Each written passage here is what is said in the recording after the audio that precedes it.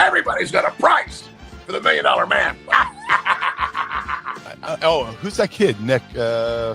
He looks like Beaker from Muppets. The one on FS1, Nick Wright. Yep. Yeah. I got something. That's for amazing. I love that. If I get 5 women and they're all in the same room with me, we're going at it at 110%.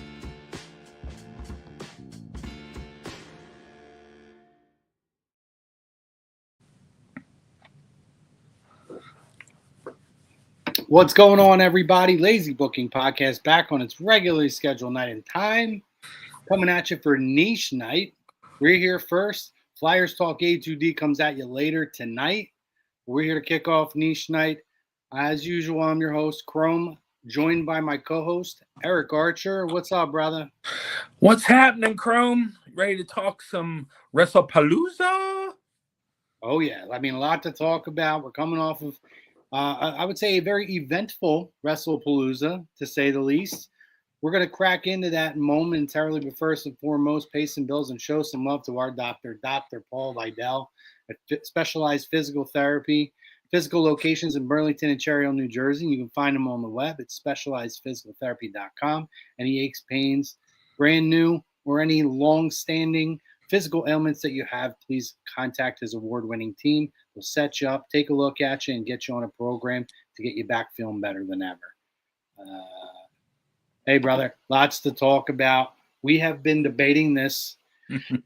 So we were going to do one opening topic, and we decided to change it. And before we dive into it, I want to welcome in our viewers. Anybody out there, Facebook, YouTube, Twitter, X, whatever you call it, please come in.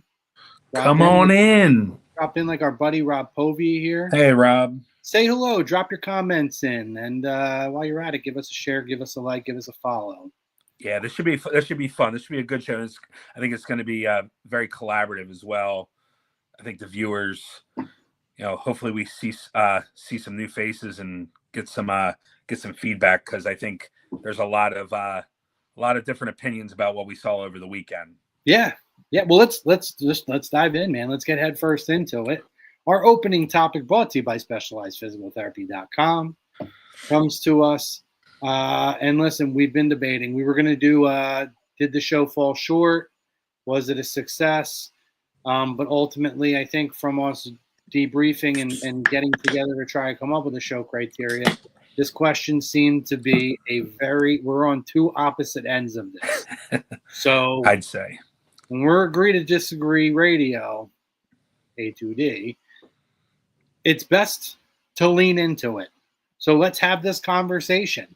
Brock Lesnar squashing John Cena was the wrong booking decision by WWE. Agree or disagree? Again, wherever you're at, Facebook, YouTube, X, comment in. We want to know your opinion on this topic. We're also going to talk about the two primary matches already announced for Crown Jewel, as well as another kind of, I would say, controversial list is the PWI 500 of 2026 released today, and I do not agree with the top 10.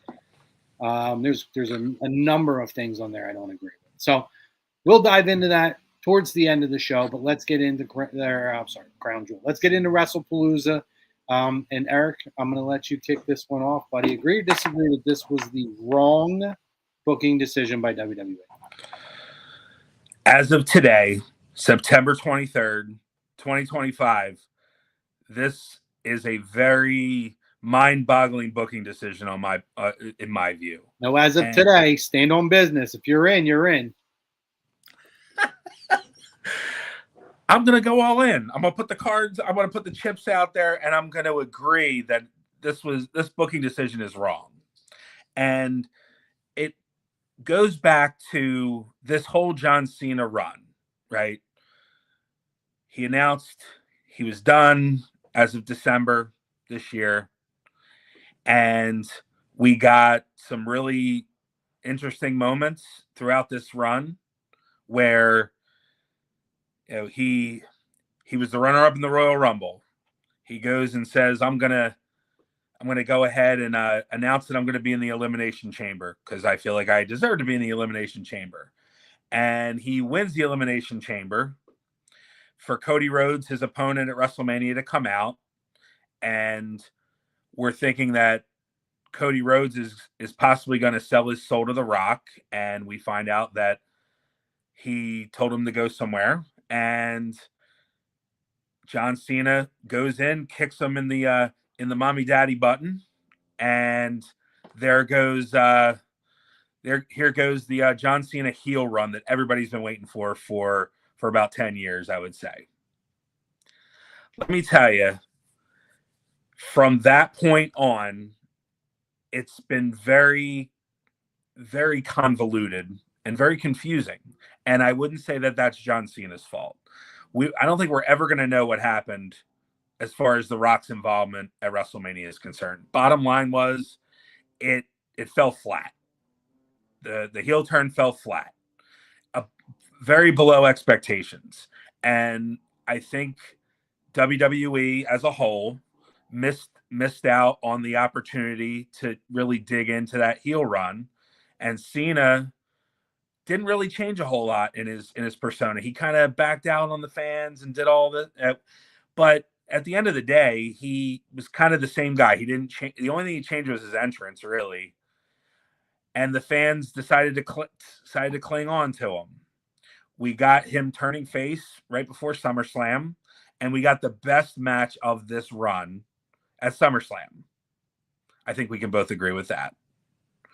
Now, the following month, we got Logan Paul, which was also, as we discussed, thought it was a good match. Thought Logan was the right guy. It was a new up-and-coming star that he sprinkled a little Cena dust on.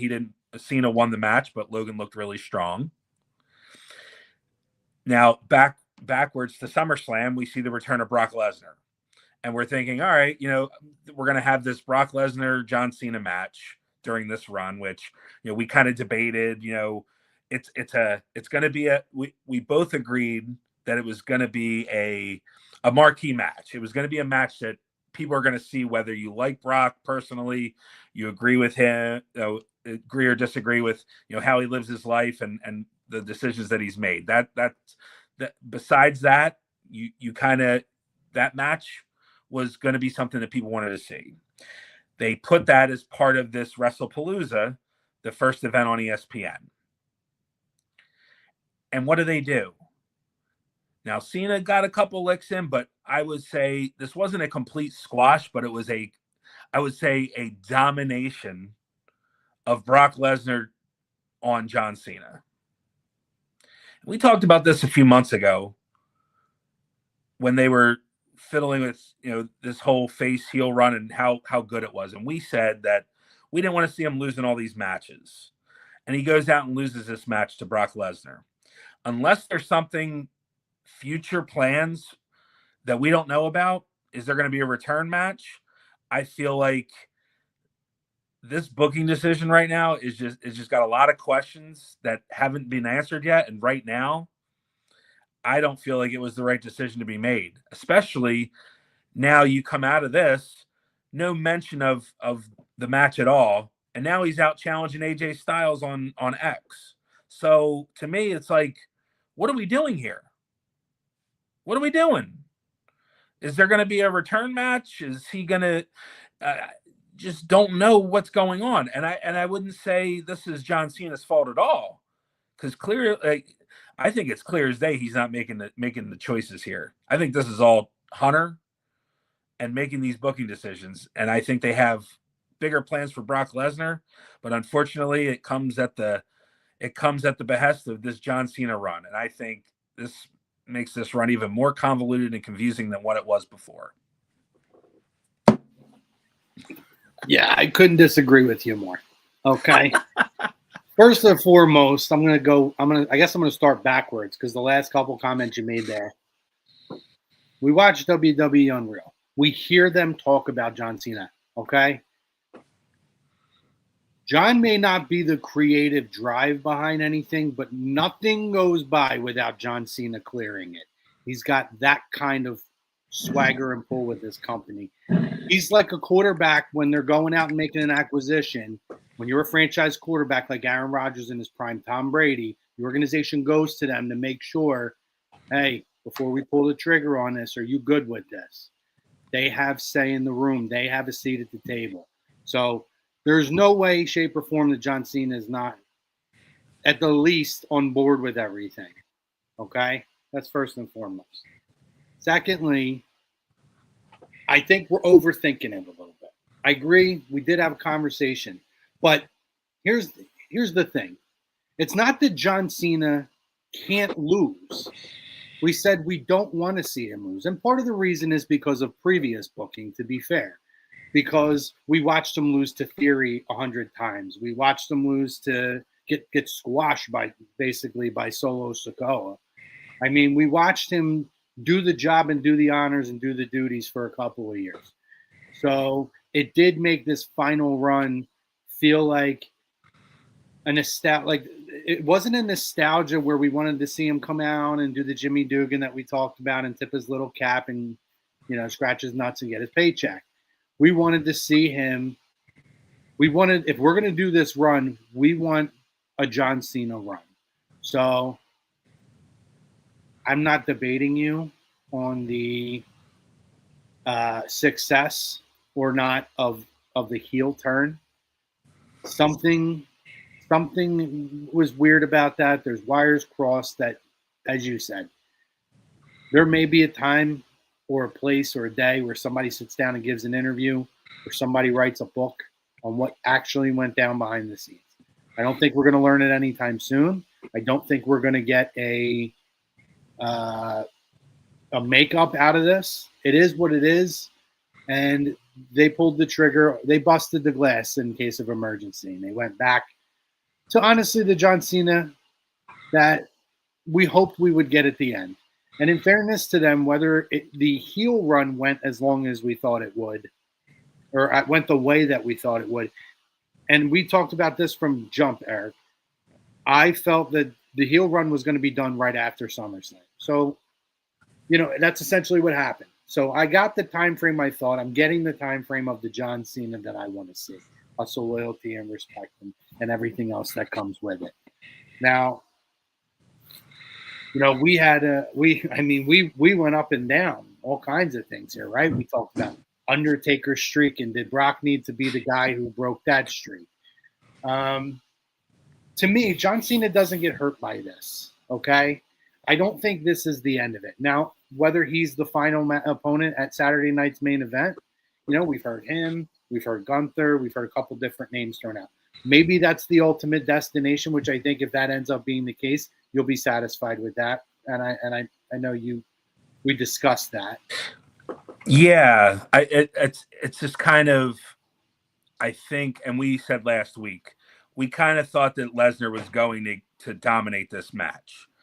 It was clear that was kind of the makeup of this match, where Brock was getting his licks in, and Cena hadn't gotten any offense on him, and during this feud since after SummerSlam, or right after that SummerSlam match.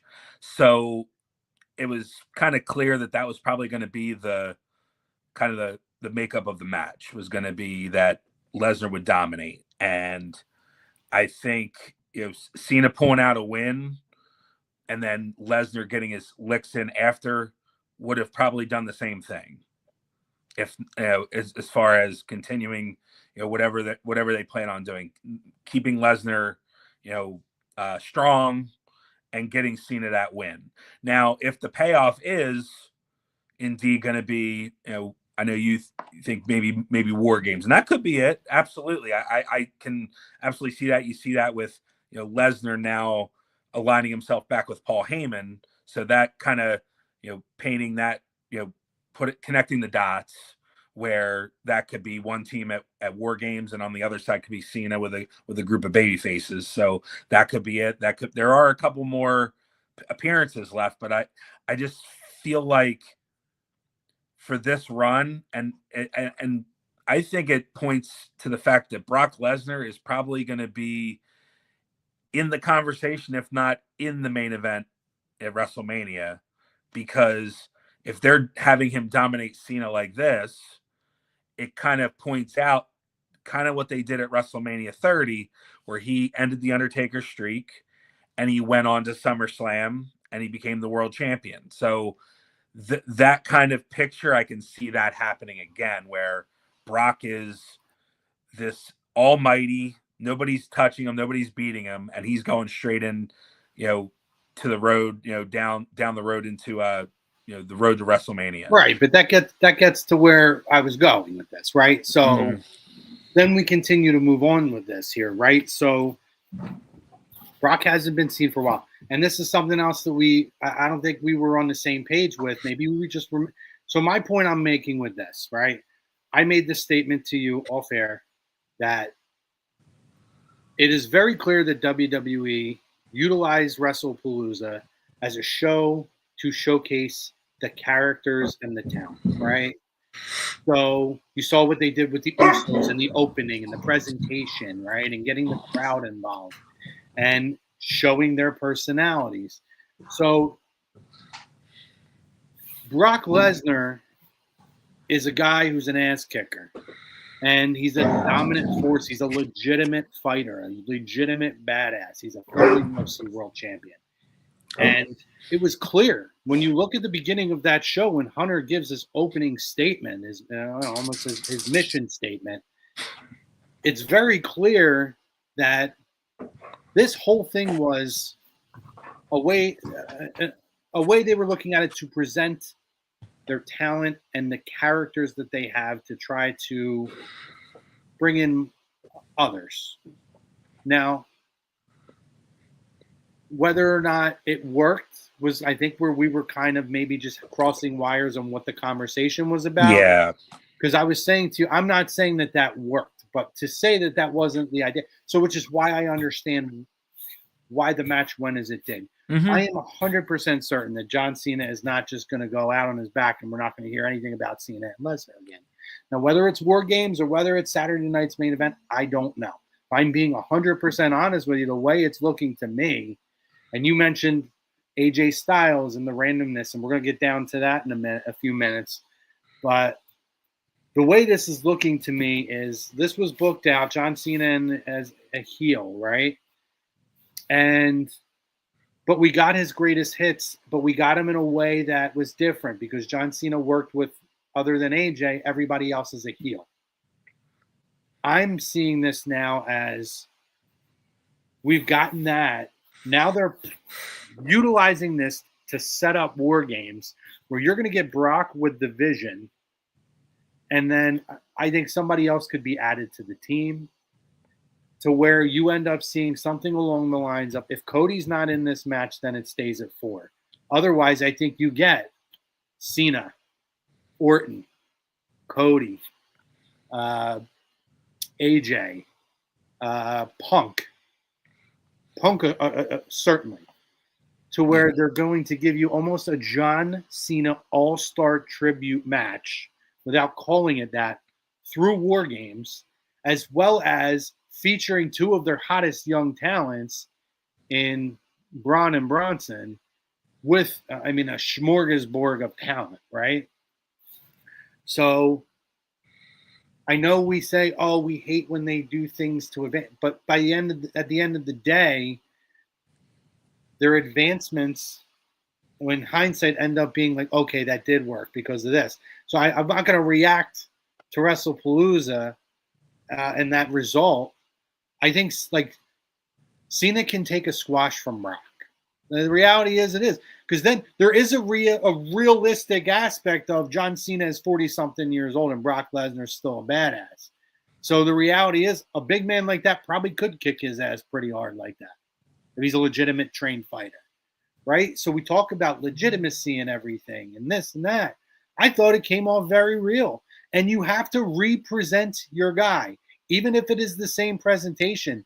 Like, over 2 years, there are casual fans and people who haven't watched Brock Lesnar. They might be young kids, so you build them up as the monster heel to be like the big scary heel, kind of like we had Earthquake when we were a kid. You know what I mean? Or Andre. You know, I'm not saying he's Andre, obviously, but just saying he's a big physically imposing human being. He's the villain for the hero to overcome. So yeah, the end game might be Saturday night's main event, like for the one-on-one aspect. But this is the story advancement to get us to get to where we're going. And if it's War Games, depending on how that goes, and then if it is Saturday night's main event, we're going to look back at this and it's going to be a completely different conversation on how this was booked to what the result is. So I'm okay with it. It doesn't hurt. It doesn't bother me. It doesn't bug me. I mean, you're probably right. And I think the original plan probably was Gunther. But it does seem like they're leaning towards Brock because they are really leaning in, even on Raw, about how Cena has only defeated Brock, I think, once or twice? Twice ever. So they're leaning in on how many times Brock has beaten him compared to how many times he's beaten Brock, to where I think he becomes almost Hogan's Andre of the unbeatable force. This guy who has been a physical menace to John Cena's whole career. He's been his kryptonite, and he goes out. And if you want to put Cena over, because we always talk about most guys go out on their back. If you want Cena to go over, who can take a loss to John Cena? It's Brock Lesnar.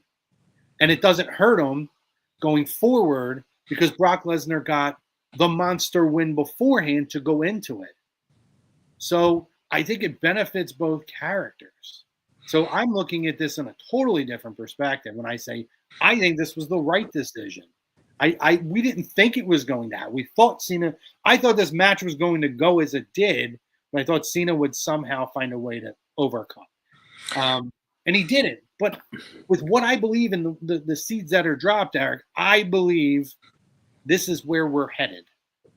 If those seeds are planted correctly and you're watering those plants every day, then I can see that happening, and I can buy into that. I just don't know if they're thinking the same thing, and I hope they are. That match, and it's like I totally get where you're coming from as far as the why. I just think that it's just kind of one of those things where his dates are very limited, right? So you want to capitalize on every single opportunity you have with him. And it kind of goes back to that AJ Styles thing that we're going to get to in a minute, where there's really no build. There really doesn't need to be there. Yeah, thank you. There doesn't need to be a build for AJ Styles. Not at all.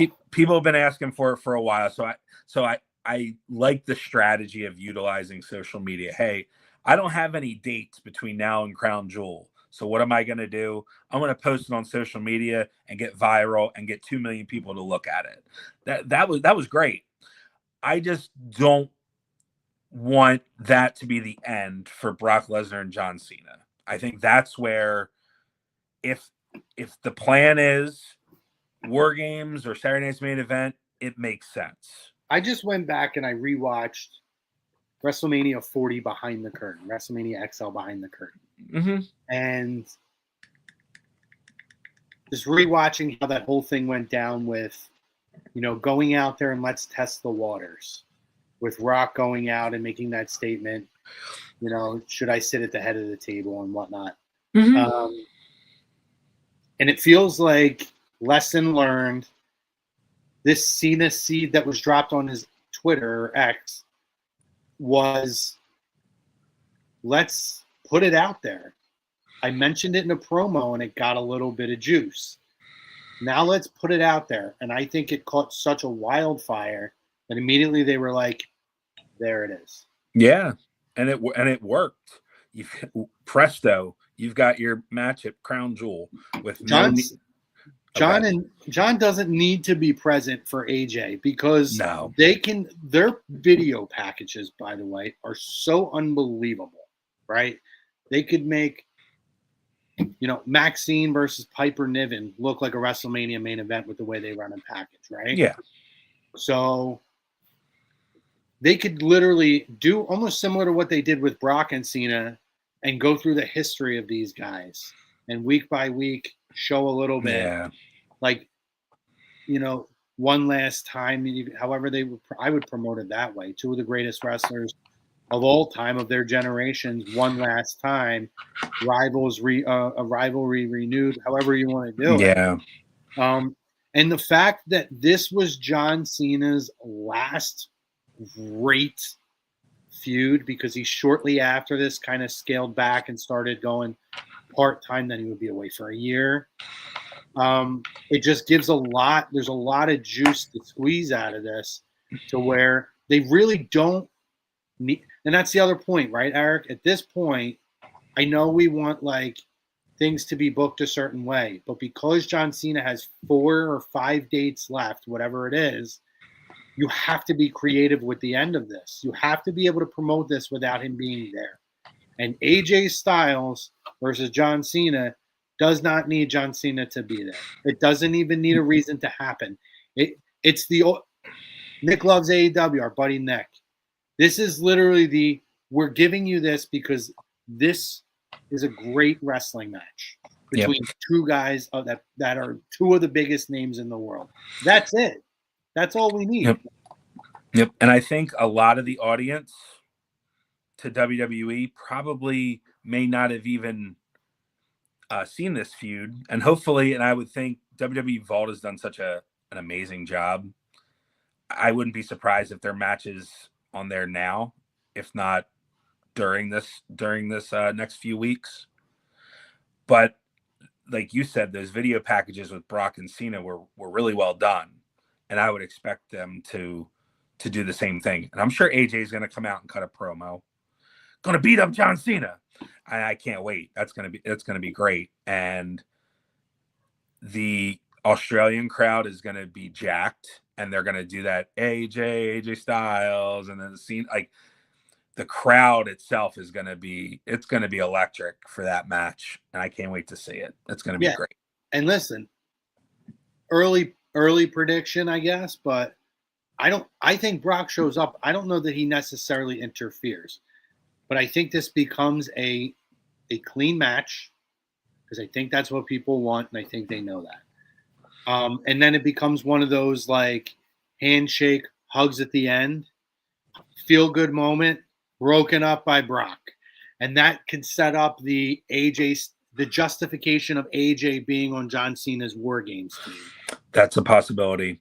Another thing, and I don't know if you saw it in our chat earlier, where I had a kind of that same where Brock would show up. You give him some extra money to make that flight out to Perth, and you cost AJ Styles that win, and you get John Cena, and John Cena wins that match only because Brock didn't get the job done retiring him. I think that was kind of the message that Brock put out there for Wrestlepalooza. I'm here to put a dent in this retirement tour. If anybody's going to do it, it's going to be Brock Lesnar. And the fact that AJ Styles is now going to be a threat to it, it's a possibility maybe that Brock sees that and gives him an F5, and that's another way to get AJ Styles on that War Games team. Do I think that happens? Probably not. I think your theory probably makes a little more sense, but there's definitely options there, and I think it's going to be intriguing as far as, and I hope we get a clean match. Like that's one thing that I really hope happens. I don't want to see no interference or anything like that. I'd like to see a clear winner. But Cena's got to win the match. Come on, man. AJ's losing that. AJ loses to everybody anymore, unfortunately. I know. It's one of those things where it's like you're so good at your craft that you get to a point where a lot of these guys are there, unfortunately, to put younger guys over. And, you know, he's kind of been put in that position more times than he should have over the last, I'd say, several years. But he's still a guy that's super popular. The crowd loves him every time he comes out. They're chanting his name. He's still a draw, and he's going to put out a performance. And if this is his contract's coming up, so what better way to go out if this run is it for AJ as well, for him to have this match and then possibly War Games? I mean, what better way would you want to go out than do it with the greatest of all time? Yeah, absolutely. And Yeah, no, I agree. We need a clean match out of this. It would be unfortunate if they were to do some sort. I really don't believe that's what we're going to get here. But in fairness, you bring up a great point because AJ does lose a lot. We had this whole conversation last week about Drew and does that hurt him? I think that AJ's in a different point in his career, as you mentioned, and AJ, it is a wind down. Whether that means wind down of career, maybe he leaves and goes to AEW for a year or two to get a couple of those dream matches under his belt. Mhm. Where he says, I could just go there and just wrestle some guys, knock a few guys off the bucket list or the wish list and then call it a day. But this is, again, one of John Cena's greatest rivalries. This is AJ Styles, who in and of his own right had an amazing story to get to this point of his career, how hard he had to work. As a very underestimated, undervalued. For many years, people said the greatest wrestler in the world, and nobody talks about it because he's in TNA. WWE didn't want him because he was too small. Right. So, what a real full circle opportunity for both guys. And again, I think that this will get us to War Games. So, speaking of Crown Jewel, I know you wanted to talk about Cody and Seth Rollins. This is another feud. So it seems like, we have conversations, and again, we have other people who were in these conversations who talk about, well, it's always the same people. I think the biggest culprit of that is it's Seth. Every feud he has goes years. It's Roman. It's Punk. I know they had that little break in between where he went face and helped Cody last year. For the better part of 2 years before then, those two were feuding. So anyway, I know you wanted to go through this match. So what are your thoughts on? Obviously, we're getting Crown Jewel back. We are having the ring back, where there's There's going to be two champions. The two champions face each other. But I believe these are the only two matches announced for Crown Jewel at this point.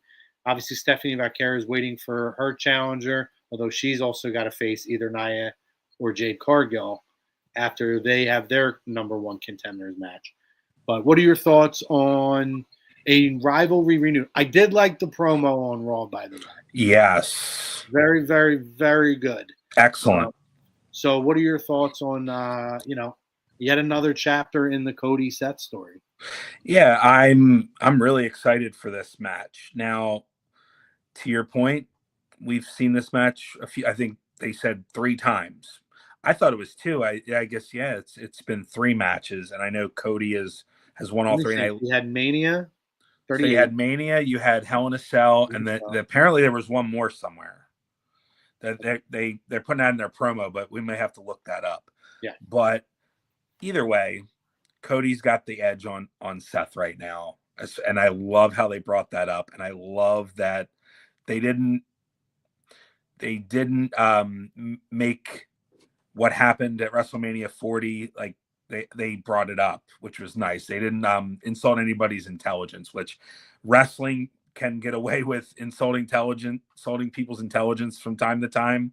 Who's helped who and who betrayed who and things like that. So I like that they brought that up, that Seth was a big part of why Cody finished his story at WrestleMania 40. The one thing that you and I always have a discussion about and a slight disagreement is the value of the World Heavyweight Championship. Real quick, Backlash 2022. They had a trilogy of matches. There you go. And all 3 were good. I specifically Hell in a Cell with the torn pec, and that's wild. I still like every time I see it. But anyway, yeah, seriously. Now, the World Heavyweight Championship, we know it's not as big as the WWE title. It's never going to be. I think you go back 20 some years, they've tried to have secondary, or equal titles. They've had, the big gold comeback. They brought in the Universal title to try to, have something on the other brand. And now, over the last few years, they brought the World Heavyweight title over, which has only been held by a handful of people. But I think the people that have held it, Seth has had it twice. Gunther has done a nice job with it. Jey Uso, they've done a nice job with it. But at the end of the day, the WWE Undisputed Championship that's held by Cody Rhodes is the flagship championship, right? So I think this is a great opportunity, and it looks like, they're leaning into it as far as, Cody's got 3 wins over Seth. Seth gets a win here. It not only gets him a win over Cody, but it also, even though the title's not on the line, the World Heavyweight Champion gets a victory over the WWE Champion, which can only help that title. And I'm hoping that that's the direction they're going in, because I think the championships get criticism a lot of times with, how long these reigns have been in recent memory. And I think for good reason that they do that is because they want these titles to really mean something. And there needs to be, there just needs to be more, lineage to them. So I think these longer reigns are good in the long term. Sometimes in the short term, it's a little tough because, it's kind of predictable that people aren't winning the title. And I think, that kind of goes to Drew and Cody at WrestlePalooza, but kind of the predictability of I don't think this guy's losing the title anytime soon. But I think this is a golden opportunity for them to put some good quality, establishment on the World Heavyweight title with this match. And doesn't have to win clean, but a win's a win.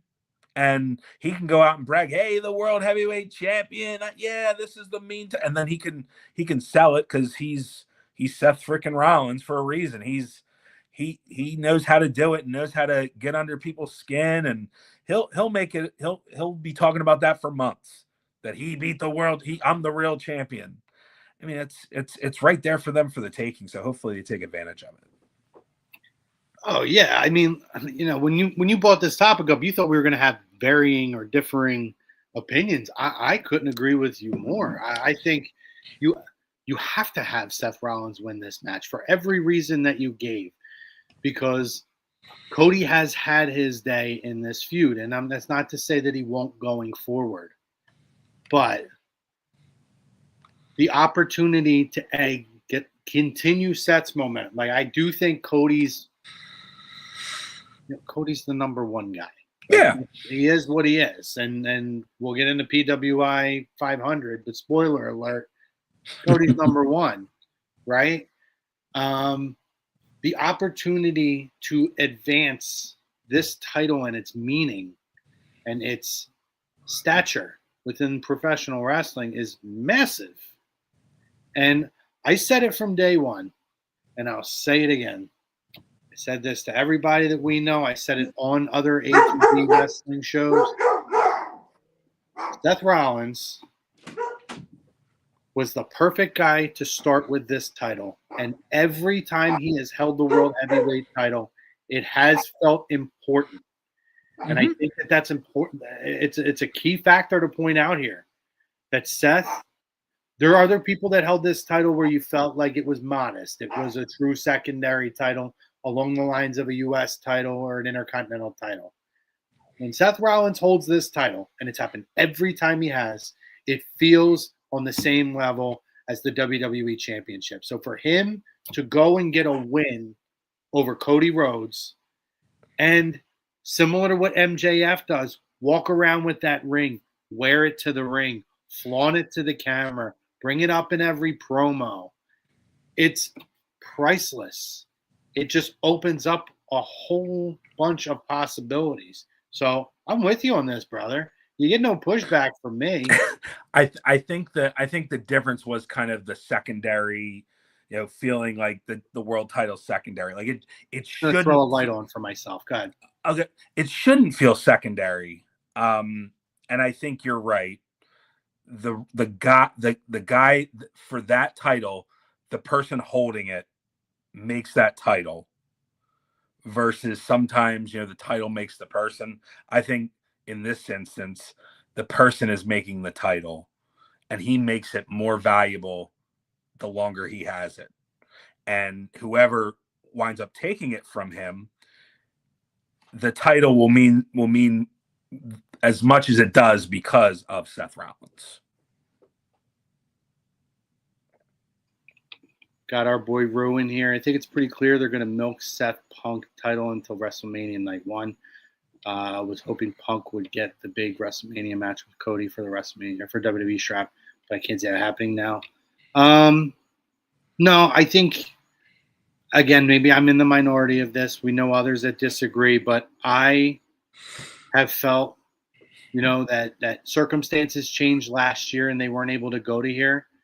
I just feel that this is something that they can push it out to Mania, and I don't think it hurts it at all. Certain people are tired of it, so be it. Those same people tell us that they want to see other people wrestle a million times. So, it's a matter of convenience. For better or for worse, doesn't. Yeah.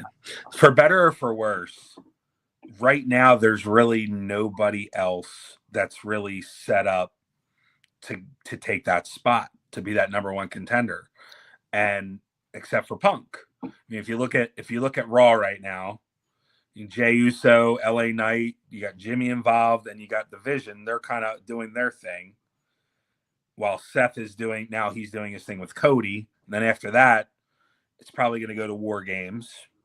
So you're already in November there, and then you've got December, January. You got Royal Rumble. So you're either doing that at Royal Rumble or you're pushing it to WrestleMania. So, I mean, chances are you're probably. I mean, and that's a bona fide WrestleMania main event. I don't see anything else right now on the horizon that would top that. So chances are that's probably what we're getting. And to your point, it's like, yeah, right. Like there is some impatience with, the internet wrestling community. I get impatient sometimes too. It's kind of one of those things, like you look back 20, 30 years ago, this thing would have milked out for 2-3 years and maybe got a payoff at the end. Like I think things have kind of, changed, but they stayed the same, where if you build something and you continue to put layers in it, you're going to see it come to a bigger payout and a bigger payoff at the end. And I think that's what you're going to see here. Like Punk got robbed. He got cashed in on. So now this is his redemption story, where now he's brought his wife involved and now they're going to go into War Games. So I think it's going slow, but it's methodical and strategic. It's kind of like the opposite of what I was just saying with Cena, where it feels like I don't know what's going on, but I feel like you can see what's going on with Punk and Seth. So we shall see, sir. Yeah, no, I agree. Yeah, it's going to be interesting to see how it goes. I do want to, we're just real quick. There's two points, I think, or maybe 3 points. Just quick thoughts from WrestlePalooza before we jump to the PWI real quick. First and foremost, Stephanie McMahon, surprise announcement. She goes into the WWE Hall of Fame. Undertaker surprises her. Your thoughts on this? Because this seems to be a thing now, right? We've seen it for years where not necessarily it's like a surprise like this, but like when people are candidates of a Hall of Fame, say the NFL or NBA, or Major League Baseball, they'll get a phone call, or someone will knock on their door and surprise them. And I like that WWE is now capitalizing on the social media and the streaming platform and giving us those actual interactions of showing us, Hunter got surprised last year. Michelle McCool surprised on, I don't remember if it was Get Up or if it was First Take. Luger got surprised at his house with DDP and Cody. And they had, right. So, like, what are your thoughts, A, on Stephanie going in? because I think we're probably along the same lines here. Well deserved. Mm-hmm. And the other part is, how do you like this new? And I don't imagine they're going to do it for everybody, but maybe for the headliners at least. Yeah. This new, like, let's find a creative way to let them know, and let's share it with the fans and let them experience that moment with them. Oh yeah, I think it's like you said, it's a page right out of Hall of Fame, like the NFL. Like they go to the house, they knock on the door. Here, a guy with the jacket on, like, hey, I'm in the Hall of Fame.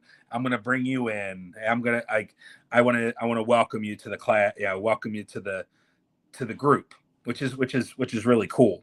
And I think this was and of course it goes without saying, you know, she deserves to go in. Are there other people that may, you know, there's probably other people out there, you know, but I think she's one that everybody can relate and knows kind of her story and kind of some of the things that have gone on with, you know, her father, you know, and kind of, you know, she kind of stepped away for a bit and came back and she's, you know, and even, you know, and of course before that as an on-screen character, as a GM of SmackDown, she's done a lot for the business, and I'm glad that she's back involved, and I'm glad that she's going to get a rightful place. I would say, you know, that being said, and I know we're going to talk about Wrestlepalooza a little bit, and I know you and I have had differing thoughts about, you know, what the goal was and what the expectations were for this show. And I want to be the first to say that I thought the show was good. I thought overall the show was good. Had some really good matches. Stephanie and Io tore the house down. I think that should have been the opening match, by the way. But I think, you know, you got what you were thinking you were going to get with the mixed tag match. We kind of said it, you know, and was kind of spot on. And Cody and Drew was, you know, it was good. It wasn't great, but it wasn't bad. You know, Usos and the Vision, it was what it was.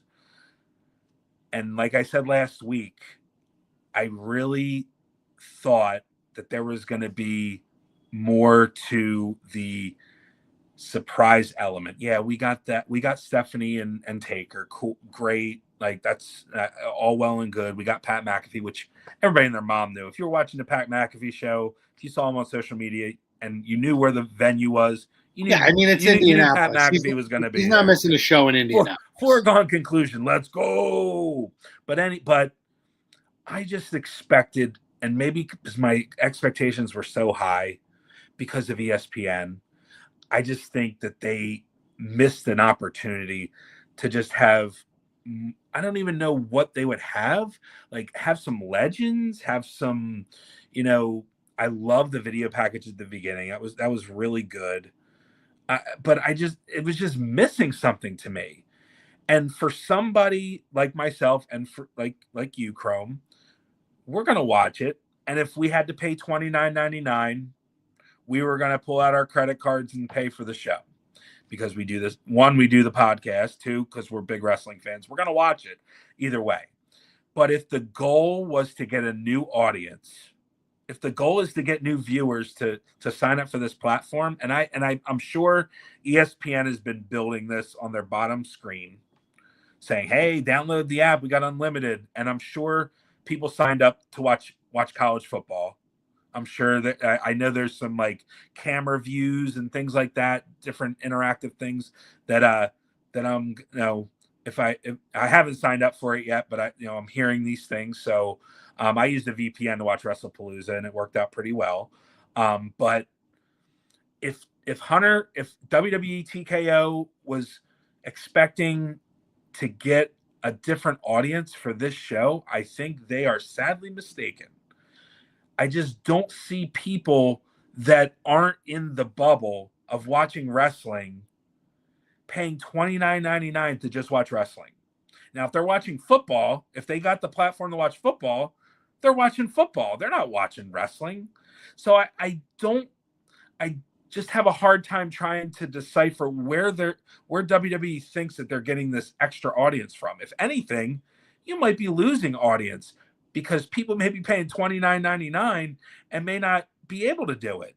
So I just have a hard time trying to figure out why they think that there was going to be new viewers to this show.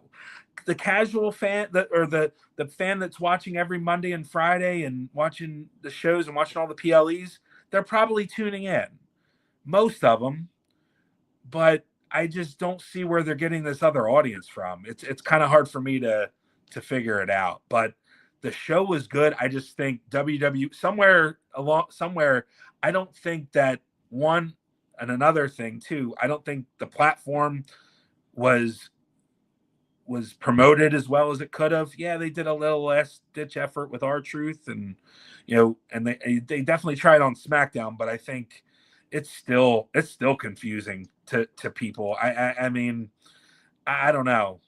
What are your thoughts, man?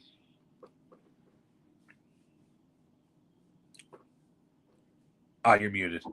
I got it. Rookie. Yeah, listen, I enjoyed the show.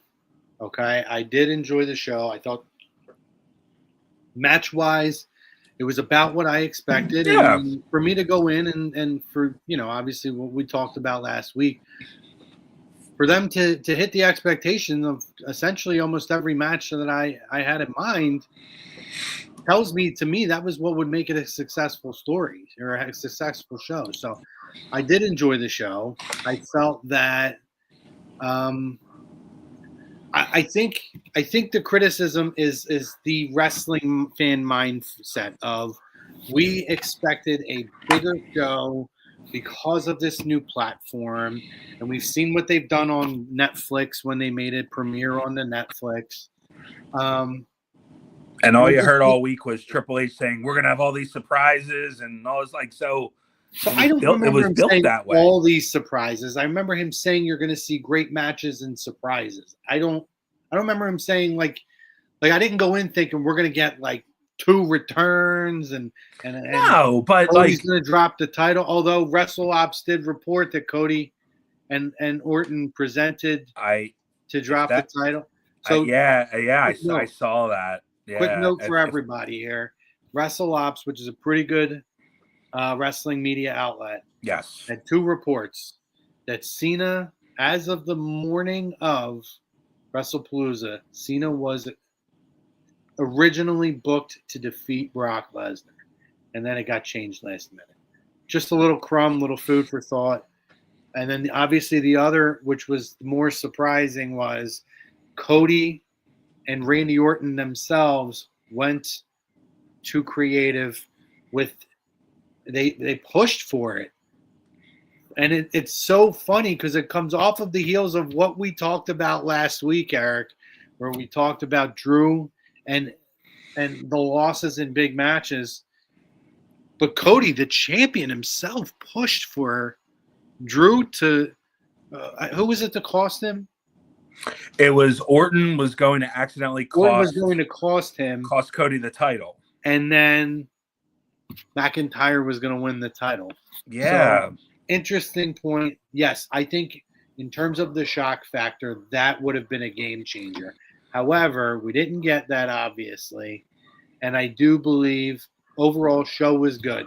Yeah. I think for new eyes to see something at the level of what you got from an Io Sky and a Stephanie Vaquer.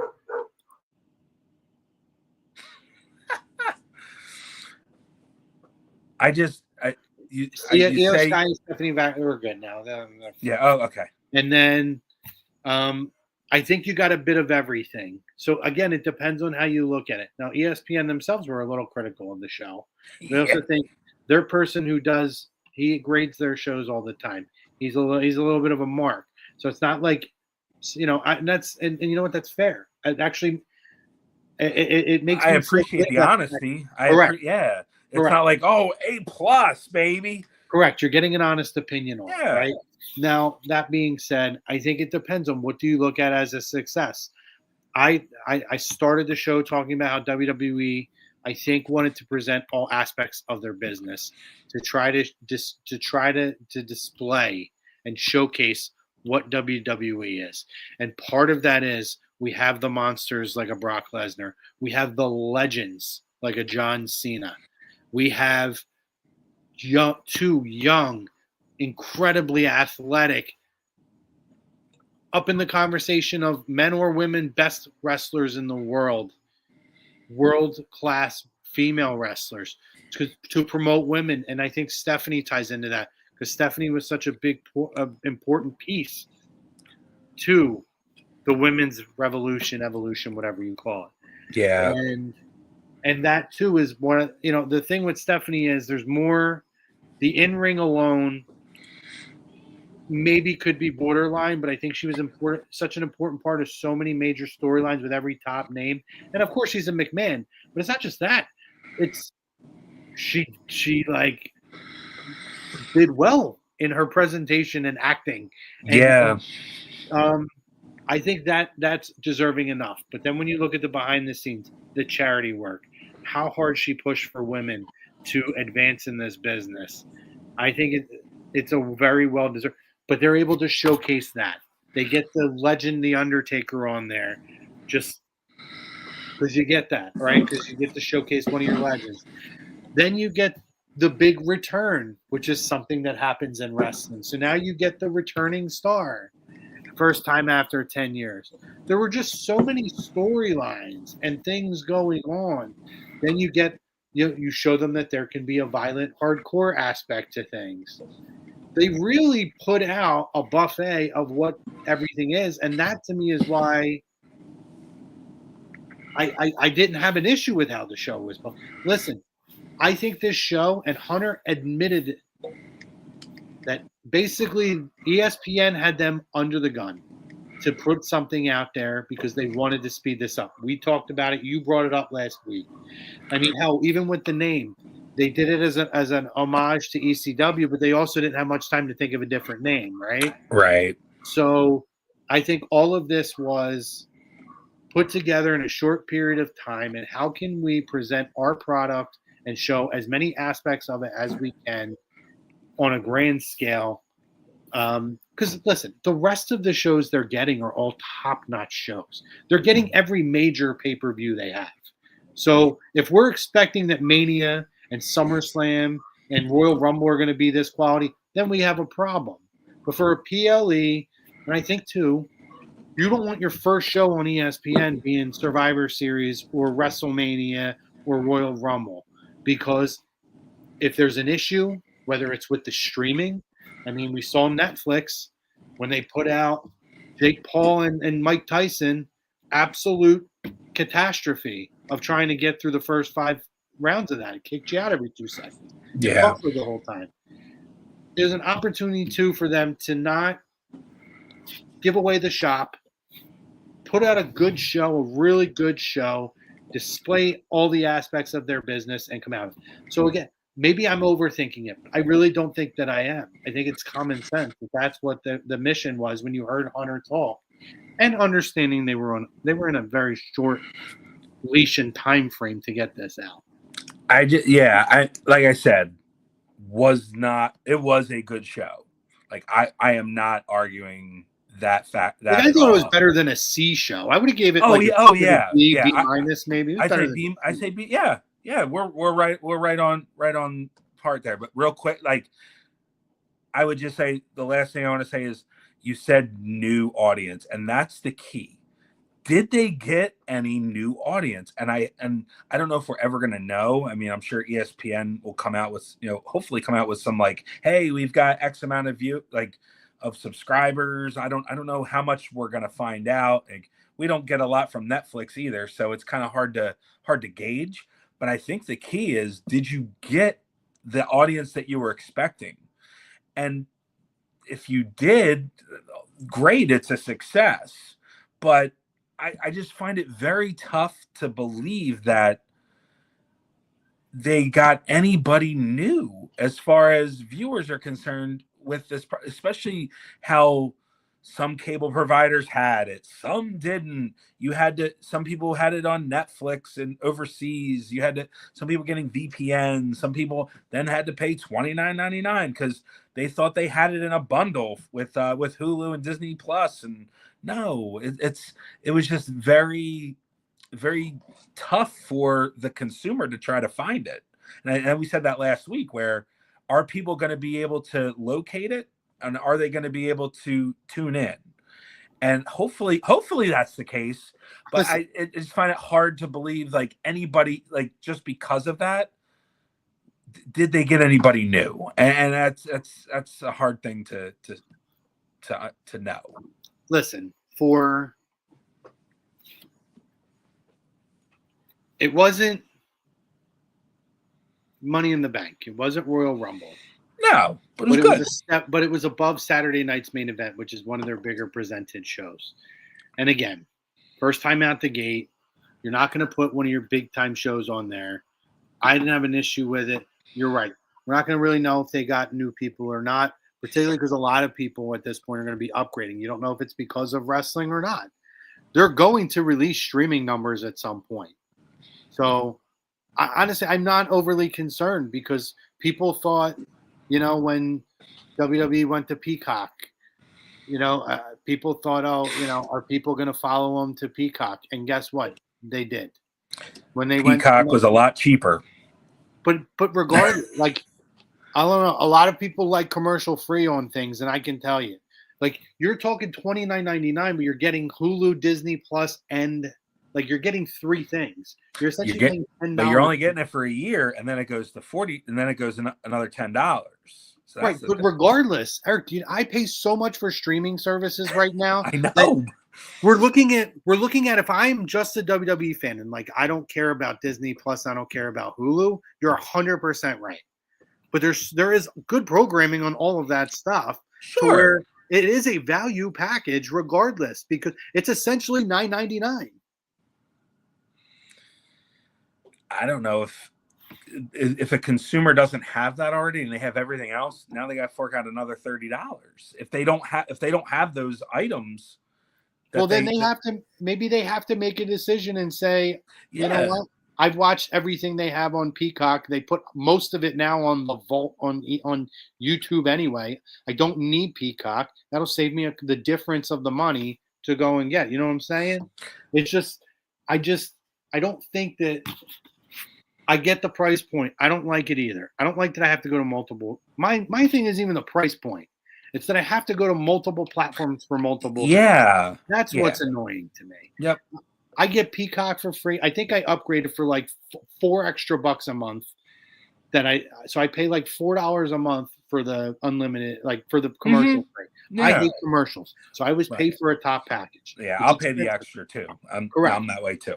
Yeah, I can't sit there and watch 100 commercials. Yeah. And at some point I will do the upgrade so I have this same bundle, just not the unlimited, through Verizon. I will cancel it through Verizon and I will do the upgrade on my own in due time. Probably close to the Royal Rumble. I don't feel the necessity to do it right this moment. Right.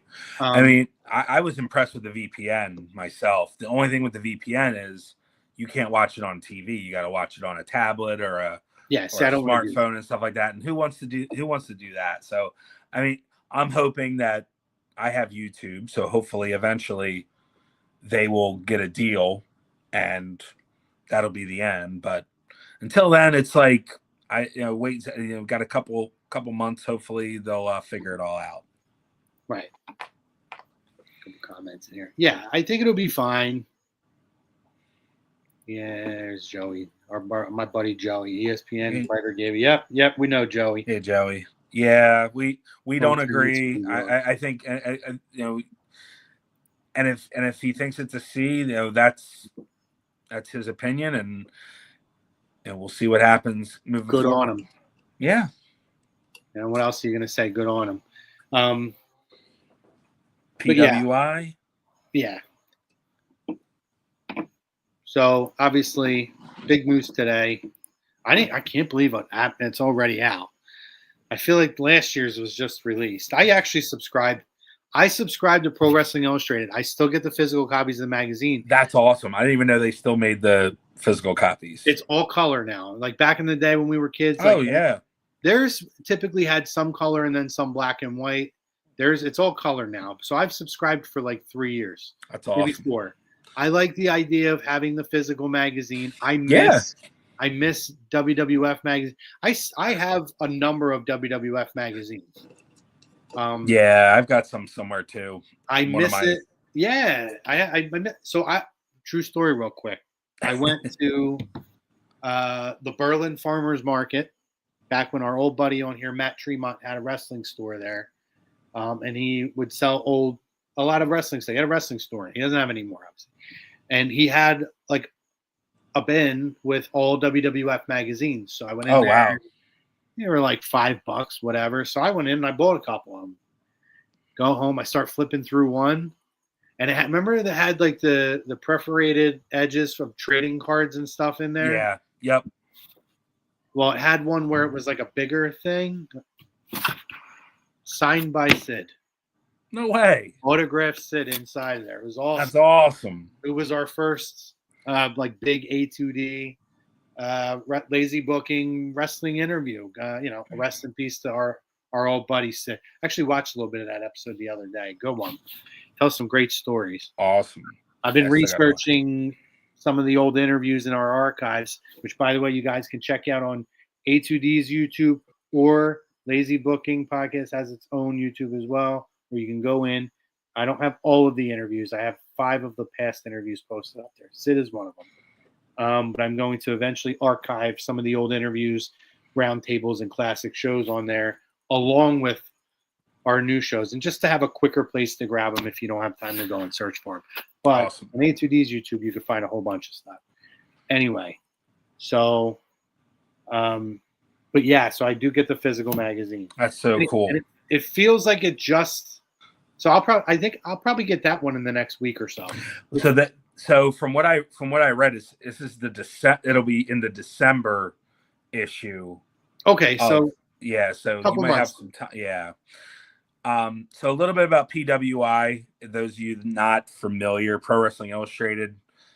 They've been doing the top 500 wrestlers since 1991. So Chrome and I did some research looking at 1991, and without looking, so number 1 was Hulk Hogan, of course. But you quizzed me. I got the top 5. So see if anybody can guess who number 2 was. And I'll give you a hint. He was not a WWF superstar at the time. See if anybody can guess. And don't cheat. Don't be one of those cheaters. Everybody's going to cheat. Everybody going to cheat. He's a bunch of cheaters out there. Cheater. But yeah, so they released the top 500 wrestlers, and it goes, WWE, AEW, New Japan, basically everywhere, in Mexico, all the promotions, some independents. So we'll go through the top 10. How do you want to do this? I don't think anybody's going to go through it. I want you to read the old top 10, just because it would be like 35 years later at this point. All right. This is the top 10 of 1991. All right. So and then I'm going to read the top 10 of 2025. Okay. After cool. This. All right. Cool. So we'll go from 10 to 1. So number 10 was Rick Steiner of the Steiner Brothers. Number 9 was Arn Anderson. And you'll see a trend here. A lot of NWA, WCW guys. Yeah. So number 8 was Dr. Death Steve Williams. God rest his soul. Dr. Death's my boy. Rue would know about that. My boy. Ricky Steamboat, number 7. So I believe Ricky Steamboat was in WWF in 1991. He came back in 91 for a little bit. Number 6 was Scott Steiner. So you had both Steiner brothers tag team in the top 10 of the PWI 500. Number 5 was the Stinger. Number 4 was the Macho Man, Randy Savage. Number 3 was Ric Flair. And remember, 91, Ric Flair left WCW to go to WWF in the summer. Number 2 was Lex Luger. So Lex Luger was in WCW. That's the one I guessed, but was shocked at how high on that list. Yeah. I would have thought he would be 8, 9, 10. So Shut. so Luger was basically the heir apparent. He was supposed to fight Flair, I think, at the Great American Bash, and then that's when Ric Flair said he wasn't showing up, and they had with Jim Hurd, I think, was the guy that was running WCW, called him the Pizza Hut guy, and he took the belt with him and took it to Bobby Heenan, and the rest is history. And then, of course, number one is world champion. Yeah, I'm Ric Flair. I'm the real world champion. And then number one was the other champion, Hulk Hogan. So that was 34 years ago that list, and that's the first one. And then now 34 years ago, but 35 lists ago. So yeah. Think about the names, the wrestling styles, the gimmicks of that list. And then you look at what it is now, 34 years later. So going down 10-1 this year's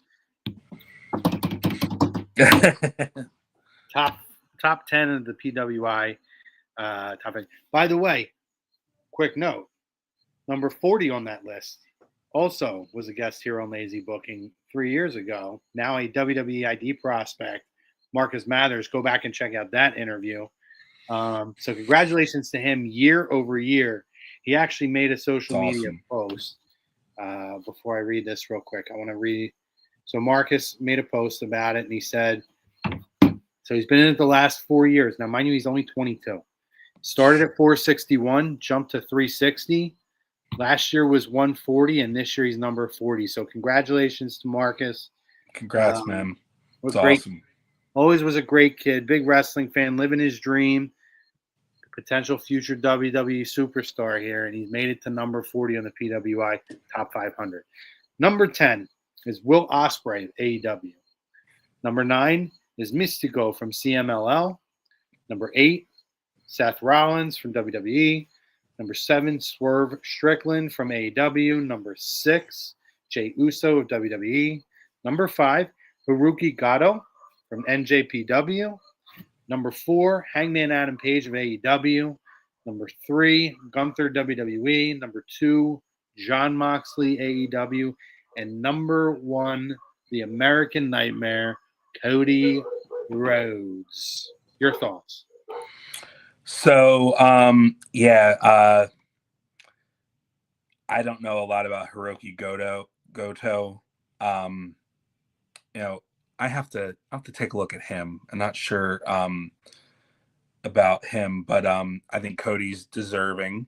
So just a little bit of insight. This goes from an evaluation from August 2024 to July 31st of 25. So it's kind of mid-year to mid-year, and it goes off of different criteria like win-loss record, championships that are won, major feuds, quality of competition, and overall wrestling ability. So there's different factors that play into this. And the first person that really number 10 should probably be in the top 3, and number 2, I'm not surprised, but I don't think Jon Moxley had a great year. I don't. There's not a match that I really remember, and we all know the Death Riders story. It's been the top AEW story, but it's really fell flat, and I think the audience has and social media has been very vocal as far as that goes. So, Hangman probably is right there. I mean, you can make an argument for him to be the top guy. Jey Uso, I mean, who had a bigger year than him? Like, he's just been super over. Like, I think that's most of the reason why he's in the top 10. One guy that is way down the list that I was really surprised at was Dominic Mysterio, number 48. Not that maybe not top 10, but like top 15. I think, for the rest of the list, I think I'd put Seth maybe a little higher. Okada is probably right. I mean, except for the only guy I'd probably take out, and not knowing much about Hiroki Goto, I'd probably take Moxley out of the top 10. He's a top 15, but not number 2. But yeah, that's my thoughts. Yeah, I am not. I think a lot of the names are good. I agree with you. I don't know much about Gatto. I don't watch a lot of NJPW anymore. I feel like everybody defects now there and goes to AEW. So it's just not. I could watch great wrestling in AEW. I only have so much time in my day, especially with the season now. So I can't really comment too much on that. But I think Mystico is good. A little surprised that Mystico is up in that list as well.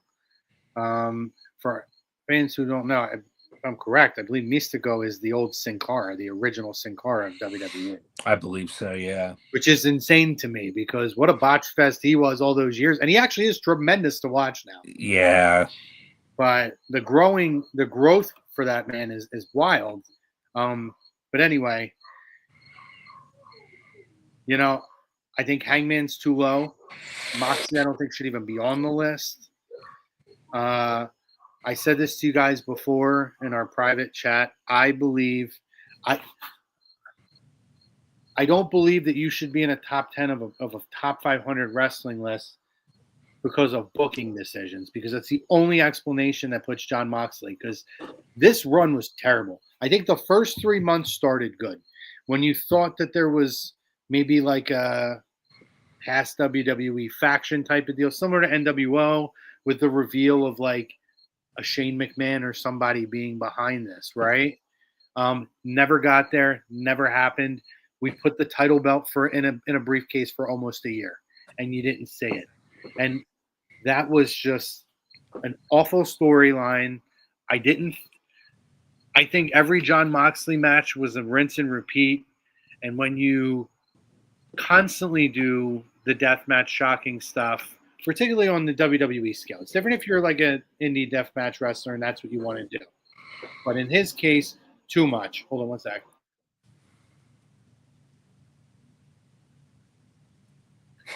But in his case, when you're one of the faces of a major syndicated program such as they are, it is hard for me to get behind the same thing over and over. The shock factor becomes gone.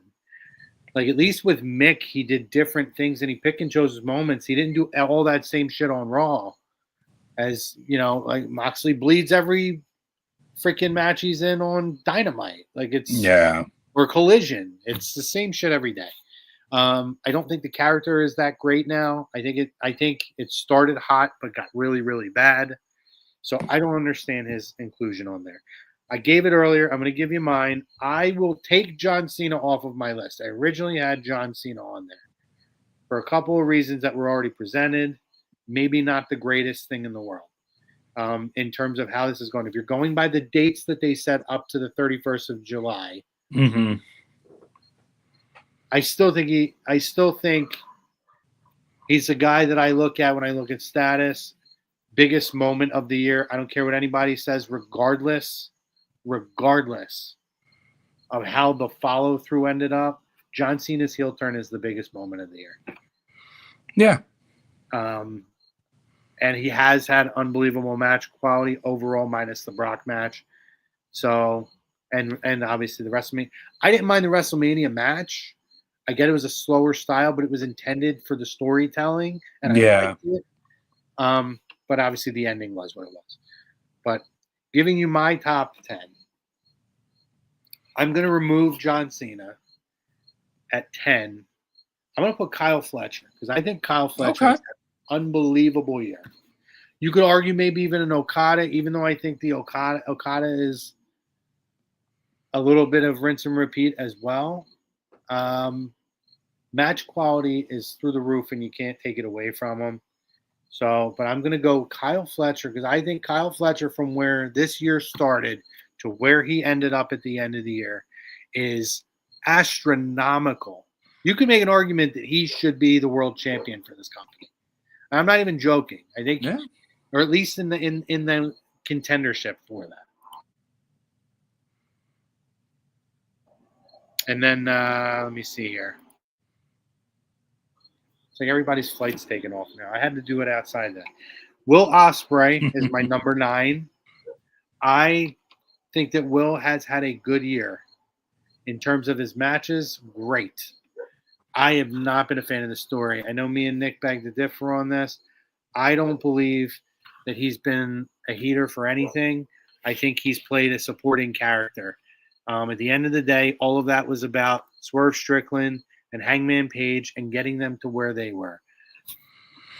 Having one great 8-man tag or 10-man tag or whatever they call it, Stadium Stampede match, whatever the hell they call it, that to me is not enough. So, and then going through the rest of my list here, I have CM Punk, who I think's had a really good year. I have Gunther, who I can maybe argue could go a little bit higher. I have Dom, who I think by the end of this year could be a top 5. It's hard to argue against Jey Uso with where he's. Yeah. He's got to be a top 5. Number 4, I have Swerve. 3, I have Seth Rollins. I have Cody at 2. And to me, Hangman Page, I think, has had an unbelievable year. Yeah. His character development has been great. All of his in-ring matches have been tremendous. I think he's been so much of a better champion, even just in talking already. I think he's going to have a monster year coming up. So that is my top 10. Fletcher, Ospreay, Punk, Gunther, Dom, Jay, Swerve, Seth Rollins, Cody, and Hangman. No, the guy I don't see on this list at all, Roman. He may not have qualified because he probably didn't have yeah, enough. you know what I They even do think have of, yeah. I mean, they have Tommy Dreamer on the list at 487. Yeah, they Like- have a that's crazy, by the way. They have there's a qualification for it. So Gotcha. He may not have qualified for it. Otherwise, I don't care if he hits the minimum, Roman's going to be a top 5 or top 10. So Yeah, I don't see him on the list. I think we saw him a little bit less this year. Oh So yeah, keep in mind, folks, rightfully so. He shouldn't be in a top 10 this year, No. just because he hasn't done much of anything of note. He had the triple threat match at Mania. Yeah, keep in mind, folks, this is a top 10 list as well. Or, I mean, on all men's lists, rather. Yeah, the women's list that's not out yet, right? I can interchange quite a few women in there. But yeah, interesting list. I'm sure it'll be debated. Again, I know why Cody's won. I would personally put Hangman there. I don't know why John Moxley is too.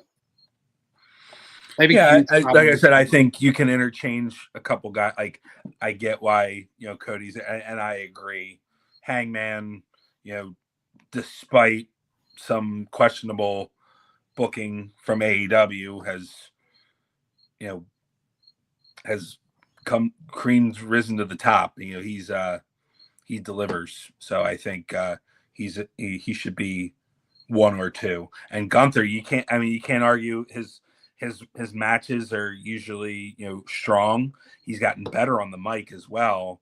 I think his run with the world title is pretty underrated. Jericho is down I just saw his name.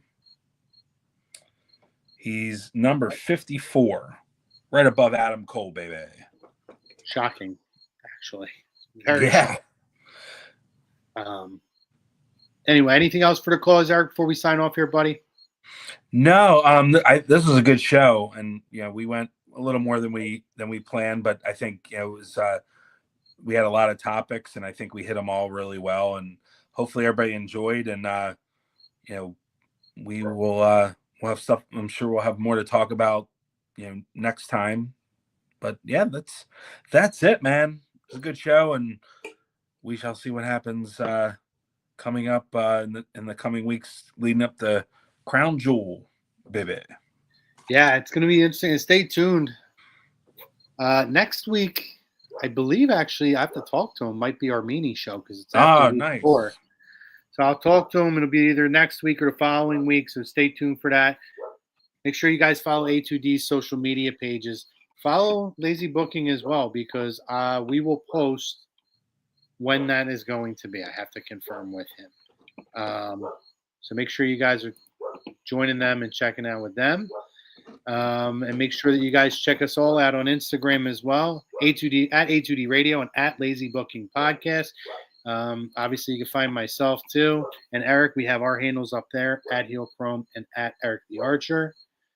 Great show today. Thank you to everybody who commented. Thank you everyone who threw a like on there. If you haven't yet, on your way out the door, please do so. An exciting time. We're revving up. We're going to be coming up to SummerSlam pretty quick, or I'm sorry, Survivor Series pretty quick. So, yeah, it's exciting. Thank you to our sponsor, Specialized Physical Therapy. Appreciate them. And for all of you out there, for all of us here at A2D Radio, myself, Eric Archer, we wish you guys a wonderful week. Hope you guys are blessed and loved. Tell someone you love them. And, hey, go Birds. See ya.